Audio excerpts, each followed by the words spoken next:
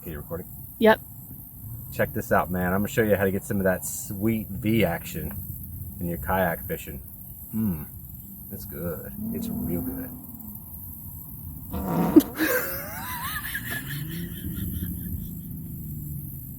That's what I think of that intro.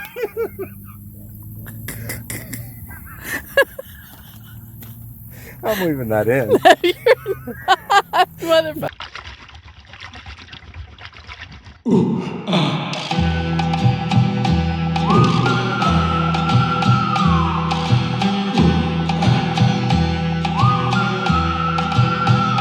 Alright, so here I've got just some cheapo pads I've used, and you can tell how flat they've gotten from use, and I just don't think these things are heavy duty enough to work for the kayak long term. So I'm going to build a new system in place. In fairness, these were marketed as SUP pads.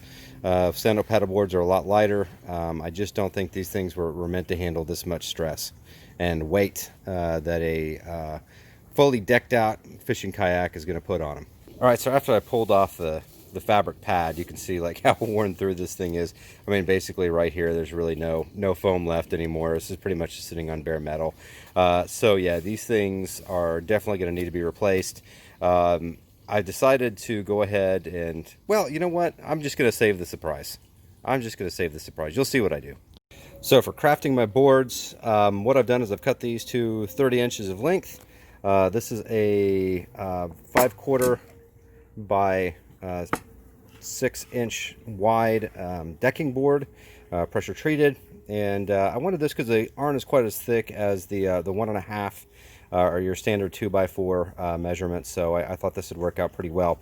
At 15 inches in the middle of the board, I've made kind of my V that I'm going to cut out, and then you can see I've drawn a line to the edge of the board. Going to repeat this 4 times. I have built out my whole mount basically, and you'll see kind of what I'm going to do with this here in a bit, but I just wanted to show you this, what they look like without that.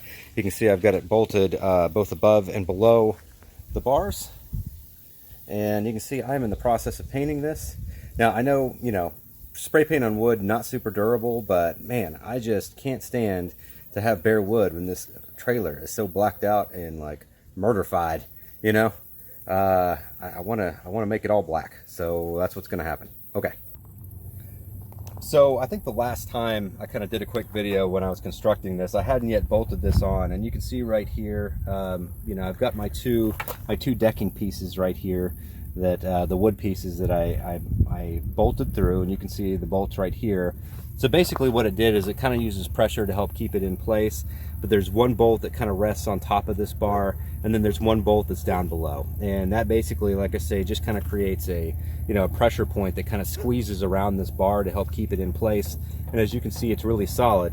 The advantage of doing it that way, I could have just run a bolt straight through, but that would also be permanently altering the bar, and I just decided, in case I didn't like this design for whatever reason, I didn't want to permanently alter it. So this allows me the flexibility to, you know, to unmount this with absolutely no changes or damage to the bars or to the trailer setup I've got currently. So, you know, again, it just made it easier to kind of work with if I decided I didn't like it.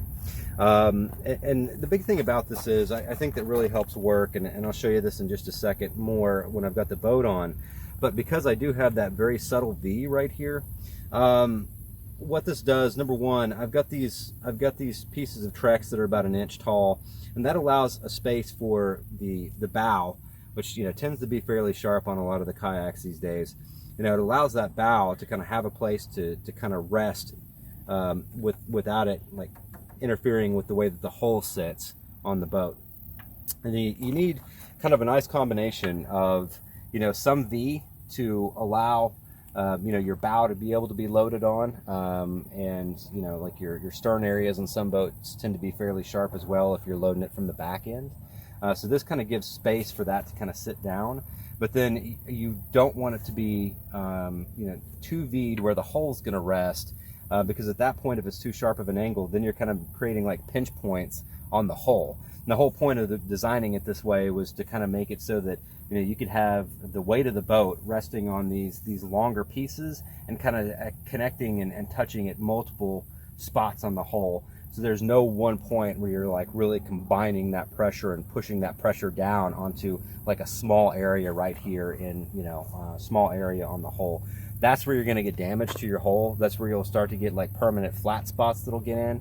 And I just, you know, I didn't want that. And, you know, my hull is fairly flat, but I don't have a terribly wide boat. But you'll see when I get this loaded on there, it contours really well to this. And then also having that very slight V shape, it keeps the boat from wanting to move too far laterally. I know before when I tried this, I just, you know, years ago, I had just like flat 2x6s that I ran across. And frankly, it really allowed the boat to slide laterally, particularly when you're going over bumps, and so the boat would want to try to move this way.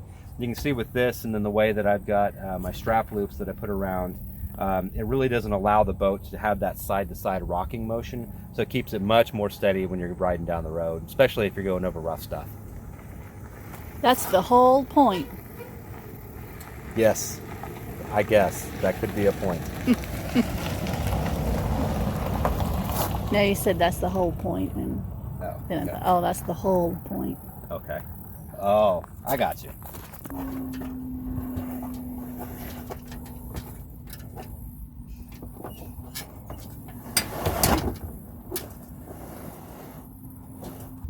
Just kind of talking about this gentle V. It allows that first kind of, I don't know what you call that, like a chine or angle, you know, on the bottom of the hull to kind of clear down here, so it's not hitting either the bar or the crossbars here. And then you can see like right here, there, and there, the hull's touching in at least 2 different places on each side. And you can also see as we kind of come back here, this hull is resting on, you know, about 4 feet of flat surface right here, going all the way to the back. So that just allows that whole section of hull basically to have multiple points of contact. So that's going to help really redistribute the weight away from just having like you typically do on like a kayak cradle, or maybe you have just like a few inches up here. And you think about that, all the weight of your kayak basically is resting on 4 small points that are about yay big. This redistributes that weight all the way back along the hull of the boat. So this keeps it much, you know, much more stable. Your hull is not wanting to flex. It's not wanting to like bend under that pressure. Particularly important when you start getting your, you know, when you start getting your straps on, whether you're using like ratchet straps, which I do not recommend, or whether you use cam straps or like ropes, whatever you use, when you start putting that pressure on it to cinch it down, like that puts even more pressure on those small points that you have. So whether you have bars or you're using like kayak cradles or whatever, I really feel like that compression that you have on those small areas has more of a chance to damage the hulls. That's more and more true as you get into the hotter summer months. As you can probably see from the sweat on my forehead, we're still well into the 90s here. Definitely hot enough. If you're out in the middle of the day, like this plastic heats up, it gets pliable, and then you get it loaded on a boat and you're sticking all that weight on. It's basically like, you know, like when that plastic is molded, you have all the same elements there, right? Heat, pressure. That's exactly what you're doing right here. You're putting heat and pressure on those points in the hull, and that's why I want to go ahead and redistribute the weight.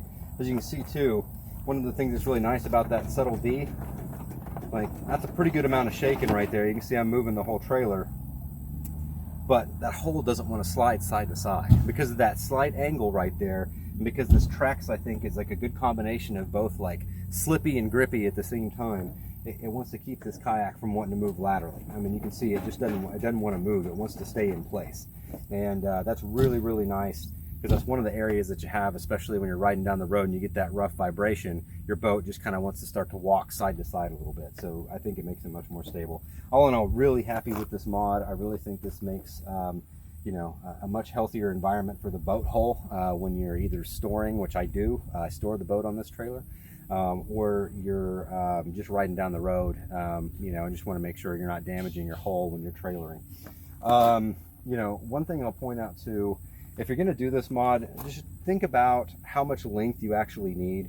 You can see, I mean, most of the holes right here, you know, at some point they're going to start to curve up and away.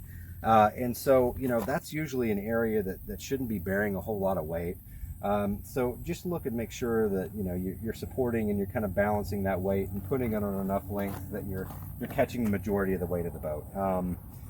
One thing to keep in mind too is that, you know, if you carry something like a really big cooler in the back of your boat, or, you know, you have like a ton of tackle you're bringing with you, really heavy anchors, something like that, I'd recommend either taking them out or making sure that whatever setup you have for your trailer, you keep that area supported, because that amount of weight in the back of the boat, if it's unsupported, again, when it's hot, that's going to want to flex that plastic, and you could end up damaging your hull or your gunnels, you know, with that kind of transportation. So really happy with the mod that I did there. I think it's worked out great for the boat. You know, it's cheap. Honestly, I was looking at getting a Malone Megawing, which is a product that's about $150, and I think it's about 6 inches wide. So it's going to support, you know, it's going to put that weight on like a wider section of the hull. The other thing it has is a little bit of flex to it, I think, that would help kind of cushion the ride. Seems like a really good product. Nothing against it, but, you know, I feel pretty good about what I did on this and spent about a third of the price. So I feel like I'm doing okay in terms of the bang for your buck on this project. Thanks. Also, you said boat hole, and it sounded like butthole. Okay, that's cool. That's cool. And you talked about strap-ons too. I did talk about strap-ons. Strap-ons are important.